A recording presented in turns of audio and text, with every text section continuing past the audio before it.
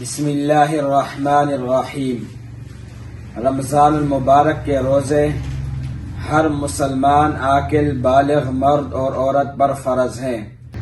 ہاں، مسافر اگر حالت سفر میں ہو اور اس کا سفر شرعی ہو۔ سفر شرعی سے مراد یہ ہے کہ ایک طرف کا فاصلہ 177 کلومیٹر یا اس سے زیادہ کا ہو،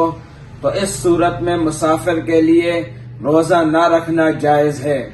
لیکن یہ اس صورت میں ہے کہ مسافر سحری کے وقت، یعنی جس وقت روزہ شروع ہوتا ہے اس وقت مسافر وہ حالت سفر میں ہو اور اپنے شہر کے حدود سے نکل گیا ہو۔ اگر مسافر سحری کے وقت اپنے گھر میں تھا اور دن کے وقت اس کا ارادہ تھا کہ میں سفر کروں گا، تو اس صورت میں مسافر کے لیے لازم ہے کہ وہ روزہ رکھے گا۔ دوسرے نمبر پر مریض کے لیے بھی اجازت ہے کہ وہ رمضان المبارک کا روزہ نہ رکھے، بعد میں اس کی قضا کر لے۔ ایسا مریض کہ اگر وہ روزہ رکھتا ہے تو اس صورت میں اس کا مرض زیادہ ہوتا ہے، یا ایسا مریض ہے کہ اگر وہ روزہ رکھتا ہے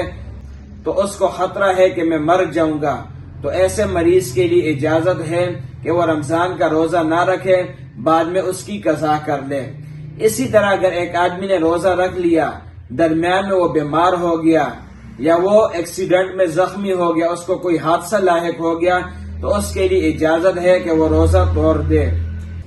اسی طرح حاملہ عورت اگر وہ روزہ رکھتی ہے تو بچے کو نقصان پہنچنے کا اندیشہ ہے